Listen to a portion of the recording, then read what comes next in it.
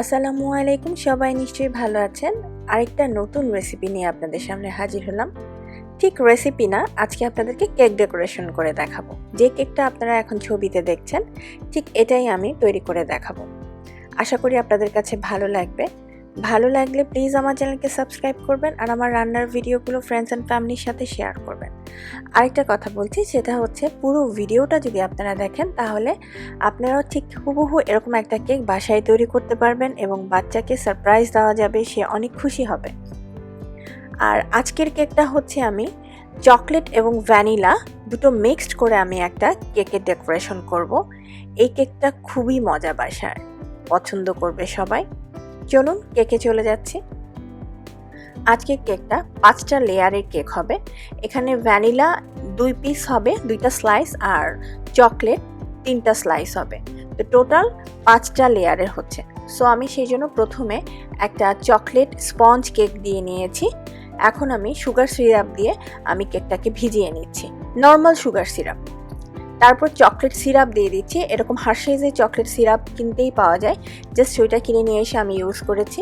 আর এখন যে ক্রিমটা দিচ্ছি সেটা হচ্ছে ভ্যানিলা ক্রিম আমি ব্যবহার করছি, ভ্যানিলা বাটার ক্রিম। আপনারা চাইলে এখানে হুইপ ক্রিমও ইউজ করতে পারেন, তবে ভ্যানিলা বাটার ক্রিম দিয়ে খুব সুন্দর হয়।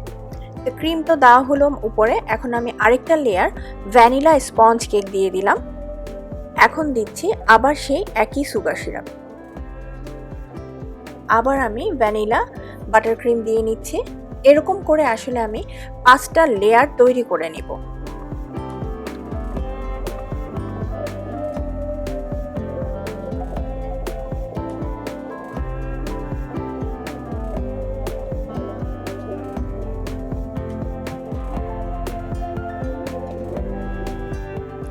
সবটা দেওয়া হয়ে গিয়েছে। এখন সব শেষে আমি চকলেটটা দিয়ে দিচ্ছি, চকলেট স্পঞ্জ কেক। 5টা লেয়ার আমার কমপ্লিট হয়ে গিয়েছে। এখন আমি আবার সেই সুগার সিরাপটা দিয়ে, চকলেট সিরাপ দিয়ে আমি রেডি করে নিয়েছি। এখন হচ্ছে মেইন ডেকোরেশন যেটা, সেটা এখন করে নিব। এখানে আসলে খুব বেশি কথা বলার কিছু নাই, জাস্ট খেয়াল করতে হবে যে কি করছি আমি, কোন কাজটা করছি। এখন হচ্ছে সবার প্রথমে আমি কালার মিশাচ্ছি। আমি রেড কালার নিয়েছি। রেড কালারটা একটু অল্প একটু করে যদি দেওয়া হয় তাহলে একটা পিঙ্কিশ ভাব চলে আসে, একটা পিঙ্ক কালার আসবে। আমি দুটো কালার করব, একটা হচ্ছে ডার্ক পিঙ্ক আর একটা হচ্ছে একদম লাইট পিঙ্ক। কালারটা এখনো পুরোপুরি আসেনি বলে আমি আরেকটু কালার দিয়ে নিচ্ছি। আপনারা আপনাদের পছন্দ মতো কালারটা বুঝে দেখে তারপরে করে নিতে হবে। এটা আসলে একটা কালার রেডি হয়ে গেছে। এখন আমি ডার্ক পিঙ্ক বাটার ক্রিম দিয়ে তৈরি করে নিব।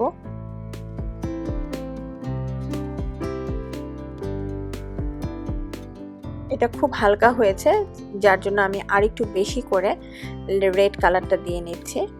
এটা রেড কালার ডার্ক করার জন্য, সেটার জন্য আরেকটা পদ্ধতি আছে। যেহেতু আমি পিঙ্কিশ করে কেকটা বানাবো, পিঙ্ক কালার, সেই জন্য আমি রেডটাই শুধু ইউজ করছি। হ্যাঁ, এখন এটা মোটামুটি আগেরটার থেকে এটা একটু ডার্ক কালার চলে এসেছে। এখন আমি কেকের উপরে ক্রিমটা বসাবো। এখন আসলে উপরে জাস্ট ক্রিমটা আমি বসিয়ে নিচ্ছি। প্রথমে আমি হালকা কালারটা বসিয়ে নিচ্ছি, হালকা কালার যে ক্রিম পিঙ্ক কালার সেটা দিয়ে নিচ্ছি। এখন আমি দিয়ে নিচ্ছি ডার্ক কালার যেটা, সেটা দিয়ে নিচ্ছি। এটা আসলে আপনারা দেখেই বুঝতে পারছেন যে আমি আসলে কি কাজ করতেছি। এখন হচ্ছে কেক সমান করার পালা। আমি কেকটাকে সমান করে নিচ্ছি। এরকম একটা স্প্যাচুলা দিয়ে আমি কেকটাকে সমান করে নিচ্ছি। যতটা সুন্দর করে সমান করা যায় কেক আসলে ততই দেখতে ভালো লাগবে। আমি 10 মিনিটের জন্য কেকটাকে একটু ফ্রিজে রেখে নিয়েছি। ফ্রিজে রেখে তারপর আমি আবার সমান করে নিচ্ছি। আসলে সমান করার জন্য বিভিন্ন রকমের স্প্যাচুলা কিনতে পাওয়া যায়। আমি দুটোও ইউজ করেছি, এখানে প্লাস্টিকেরটাও ইউজ করেছি, স্টিলেরটাও ইউজ করেছি। মোটামুটি সমান করা শেষ হয়ে গিয়েছে। ক্যাকটাসের যে নজেল আছে সেই নজেলটা আমি দেখিয়ে দিচ্ছি। এই দেখেন, এই হচ্ছে নজেল। এই নজেলটা আমি ইউজ করেছি। আমার নজেলটা খুব একটা বড় না, একটু ছোট। আপনাদের কাছে যদি এটার থেকেও বড় সাইজের যদি থাকে তাহলে সেটা দিয়ে অবশ্যই ডিজাইনটা করবেন, তাহলে আরও বেশি ভালো লাগবে দেখতে। এখন আমি প্রথমে সাইডের ডিজাইনটা করে নিচ্ছি। আমার মেয়ে আমাকে ডিরেকশন দিচ্ছে, বলছে যে মা এইভাবে করো, ওভাবে করো। আমি সেভাবেই করে নিচ্ছি। সাইডের ডিজাইনটা আগে শেষ করে নেই।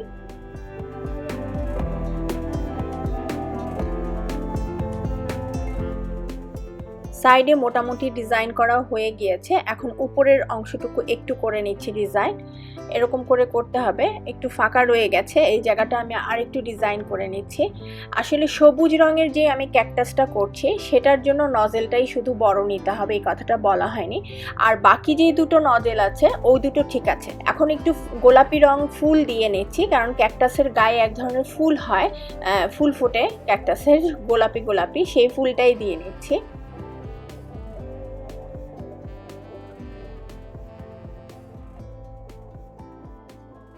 এখন হচ্ছে সাদা সাদা একটু ডটেড দিয়ে দিচ্ছি। ক্যাকটাসের গায়ে দেখবেন এই যখন কাটার মাথার কাছে একটু কেমন একটু সাদা হয়ে থাকে, জাস্ট সেটাই আমি আসলে করে নিচ্ছি। এটা আসলে বলার কিছু নাই, ডেকোরেশনটা আসলে দেখে করে নিতে হবে। কেকের ডিজাইন অলমোস্ট শেষ হয়ে গিয়েছে, এখন হচ্ছে ক্যাকটাসের মধ্যে বালি দিতে হবে। সেই বালিটা হচ্ছে বিস্কিটের গুঁড়ো। আপনারা যে কোনো টাইপের বিস্কিট গুঁড়ো করে নিয়ে এরকম দিয়ে দিবেন, তাহলেই হয়ে যাবে ক্যাকটাসের বালি। ক্যাকটাস তো বালির মধ্যে হয়, সেই বালিটা তো দিতে হবে, নাহলে তো পুরাপুরি হলো না কেকটা তৈরি করা। তো কেকটা দেখতে আমার কাছে খুবই ভালো লাগছে, আপনাদের কাছে কেমন লাগছে অবশ্যই কমেন্ট সেকশনে কমেন্ট করে জানাবেন। আর আমার রান্নার ভিডিওগুলো আপনাদের কাছে ভালো লেগে থাকলে অবশ্যই আপনার বন্ধু বান্ধব আত্মীয় স্বজনের সাথে শেয়ার করবেন আমার চ্যানেলটাকে। আজকের কেকের ডেকোরেশনের আয়োজন এখানেই শেষ করছি। আরেকটা কথা, রান্না বিষয়ে কোনো কিছু জানার থাকলে অবশ্যই কমেন্ট সেকশনে জানাবেন, আমি চেষ্টা করব উত্তর দেওয়ার জন্য। সবাই ভালো থাকবেন, আল্লাহ হাফেজ।